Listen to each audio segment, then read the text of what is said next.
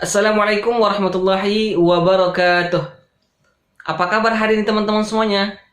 Semoga teman-teman semua selalu sehat dan selalu dalam lindungan Allah Subhanahu wa taala. Amin amin ya rabbal alamin. Oke teman-teman semuanya, sebelum kita mulai pembelajarannya, kita berdoa dulu kepada Allah Subhanahu wa taala. Semoga ilmu yang kita dapatkan hari ini berkah dan bermanfaat bagi kita nantinya. Amin amin ya rabbal alamin. Oke, langsung saja. Untuk pelajaran kita kali ini adalah pelajaran Quran Hadis. Teman-teman semua silahkan diambil bukunya masing-masing. Buku Quran Hadisnya dibuka halaman 23 bab 2. Di situ kita akan mempelajari tentang ilmu tajwid. Jadi teman-teman semuanya, ketika kita hendak membaca Al-Quran, kita tidak hanya dituntut untuk membaca saja, tetapi bacaan kita dalam membaca Al-Quran harus benar, baik dari makhraj hurufnya maupun ilmu tajwidnya. Nah, di sini kita akan berusaha untuk mempelajari sedikit demi sedikit. Jadi di bab 2 kali ini di halaman 23 yaitu membahas tentang ilmu tajwidnya, tentang izhar, yaitu izhar. Nah, secara bahasa izhar itu adalah artinya jelas. Jadi cara membacanya itu jelas. Itu izhar.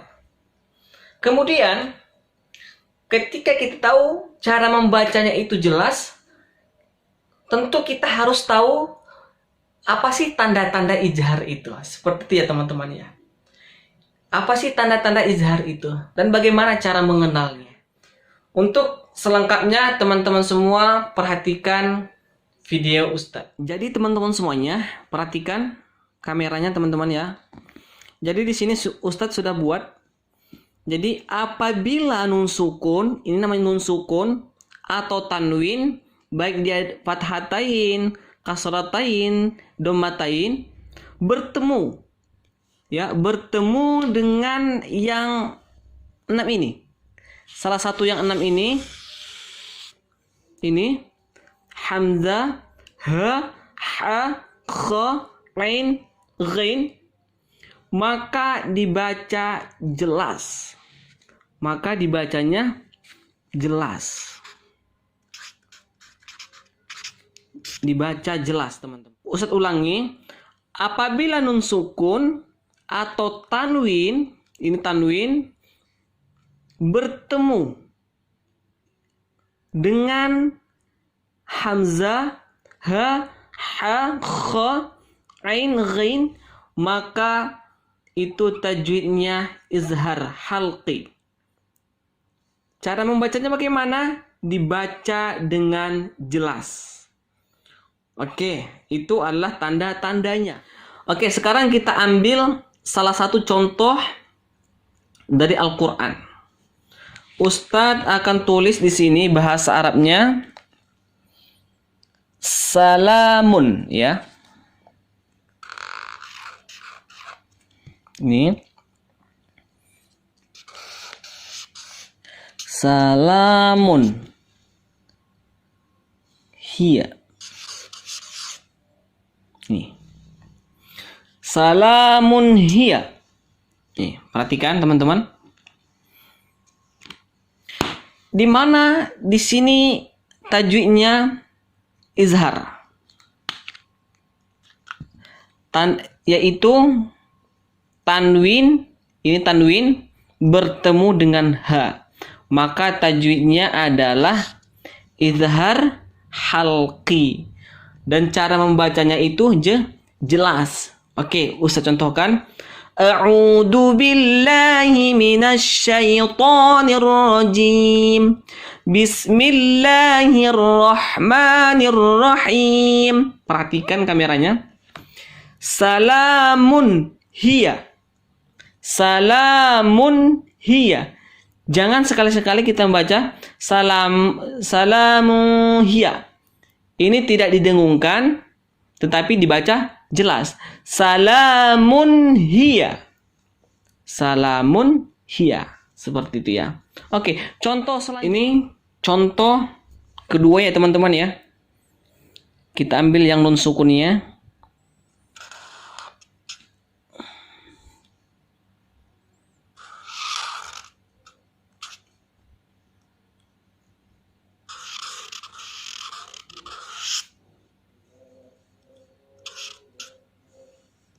Oke, ini. Nun sukun bertemu dengan ha. Maka dibaca jelas. In huwa. Nah, seperti itu teman-teman. In huwa. Jadi dibaca jelas. Jangan sekali-kali dibaca in huwa. Salah. Tapi dia harus jelas. In huwa. Nah, seperti itu teman-teman ya. Itu adalah salah satu contoh daripada izhar halqi. Oke, Ustaz ulangi ya teman-teman ya. Jadi huruf izhar halqi itu ada 6. Yang pertama itu adalah hamzah, ha, ha, kha, ain, ghain. Bagaimana cara membaca izhar? Jelas. Apa tandanya? Tandanya ini teman-teman. Apabila nun sukun atau tanwin, baik dia fathatain, kasrotain, domatain, bertemu dengan salah satu huruf yang 6, ini yang 6 ya, maka cara membacanya itu adalah jelas. Jelas. Contoh daripada tanwin adalah salamun hiya. Di mana sini hukum bacaannya izhar? Ini Ustaz kasih garis bawah. Ini dia. Ini. Tanwin bertemu dengan ha. Apakah ada huruf ha? Iya, benar sekali. Jadi dia hukum bacaannya adalah izhar halqi. Itu contoh daripada tanwin. Sedangkan contoh daripada nun sukun adalah ini teman-teman. In huwa. Nun sukun bertemu dengan ha. Maka cara membacanya adalah izhar halqi atau dibaca dengan jelas. Itu adalah tentang izhar. Jadi selanjutnya kita akan mempelajari yang namanya ikhfa. Secara bahasa adalah ikhfa itu dibaca samar-samar teman-teman. Dibaca samar-samar antara izhar dan idgham. Perhatikan di halaman 24. Jadi cara membaca ikhfa itu adalah samar-samar. Jadi tanda-tanda ikhfa hakiki itu adalah apabila nun sukun, sama seperti tadi teman-teman ya. Ini dia, perhatikan ayat teman-teman semuanya. Apabila nun sukun ini atau tanwin bertemu dengan huruf yang 15. Jadi huruf ikhfa itu ada 15 teman-teman. Ada berapa huruf ikhfa? Ada 15. Apa-apa saja dia? Ta, tha, jim, dal, zal, zai, sin, sha, sad, dad, ta, za, fa, qaf, ka. Itu adalah huruf ikhfa. Saya ulangi, apabila nun sukun atau tanwin bertemu dengan huruf yang 15, ya, yang 15, maka itu namanya ikhfa hakiki, teman-teman. Bagaimana cara membacanya? Disamar-samarkan antara izhar dan idgham. Antara izhar dan idgham. Sampai sini jelas? Oke. Masih tetap perhatikan kameranya ya teman-teman ya.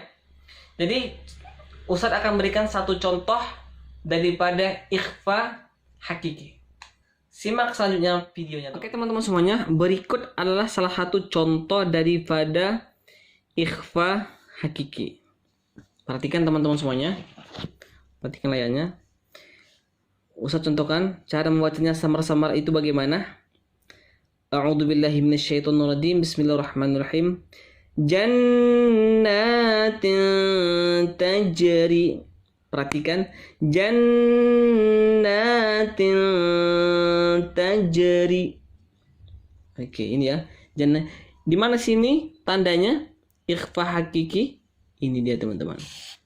Tanwin bertemu dengan ta. Tanwin bertemu dengan ta. Maka tajwidnya adalah ikhfa. Cara membacanya adalah samar-samar. Teman-teman ya. Oke, kita baca lagi nih. Jannatin tajri. Bawahnya ansya'akum.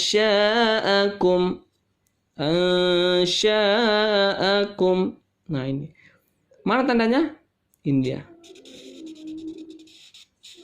Tanwin nun sukun bertemu dengan sya. Nun sukun bertemu dengan sya. Maka cara membacanya adalah samar-samar.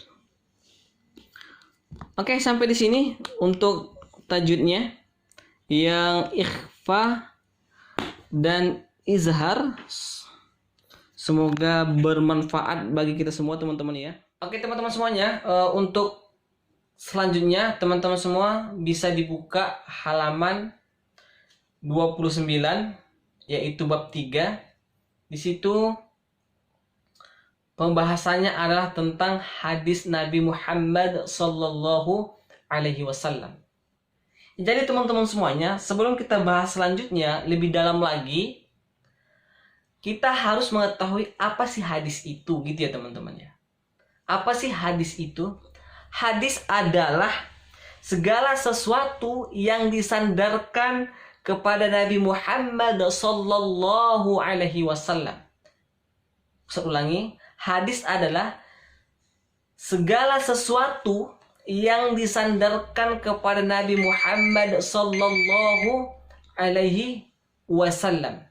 Baik dari perkataan Nabi, perbuatan Nabi, sifat Nabi, takrirnya Nabi, itu adalah pengertian daripada hadis teman-teman. Hadis juga seringkali kita dengar kata-kata sunnah ya teman-teman ya. Kata-kata sunnah.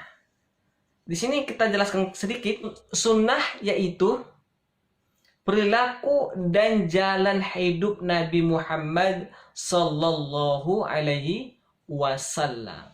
Jadi teman-teman semuanya, hadis adalah menjadi sumber yang kedua setelah Al-Quran.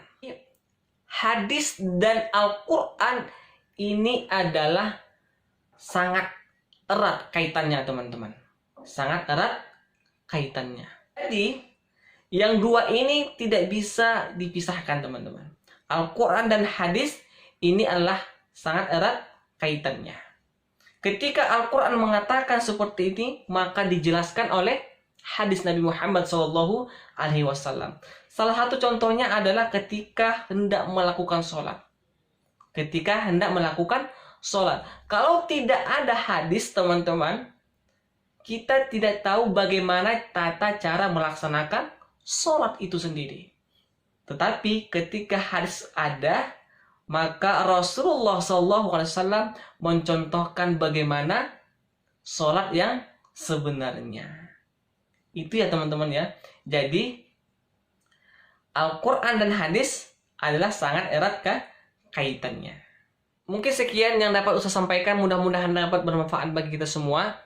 Untuk tugas kita hari ini adalah teman-teman semua silahkan dicari di dalam Al-Quran, yaitu contoh izhar. Setiap hurufnya dikasih satu contoh. Setiap huruf izhar dikasih satu contohnya. Kemudian teman-teman semua ditulis, dikutip di ayat mana, di surat apa. Izhar, huruf izhar ada 6. Maka yang 6 ini harus ada contohnya. Teman-teman semua bisa dicari di Al-Quran. Setelah teman-teman semua sudah menulis, jangan lupa dikasih ayat dan surat apa.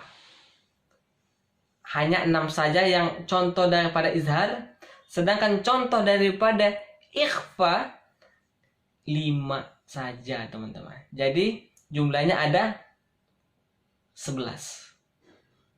Jadi 6 contoh izhar, 5 contoh ikhfa. Teman-teman semua bisa ditulis di bukunya masing-masing, dipoto, kemudian dikirim di classroom. Mungkin itu saja yang dapat Ustaz sampaikan, mudah-mudahan bisa dipahami. Kalau teman-teman semua masih ada yang kurang jelas, teman-teman semua bisa ditelepon, bisa di WA. Ustaz akan standby untuk menunggu pertanyaan dari teman-teman semua. Oke, mungkin sekian yang dapat Ustaz sampaikan. Kalau ada kurang dan salahnya, Ustaz minta maaf. Baiknya datangnya dari Allah Subhanahu wa Ta'ala, kesalahannya datangnya dari saya pribadi. Wabillahi taufiq wal hidayah. Assalamualaikum warahmatullahi wabarakatuh. See you.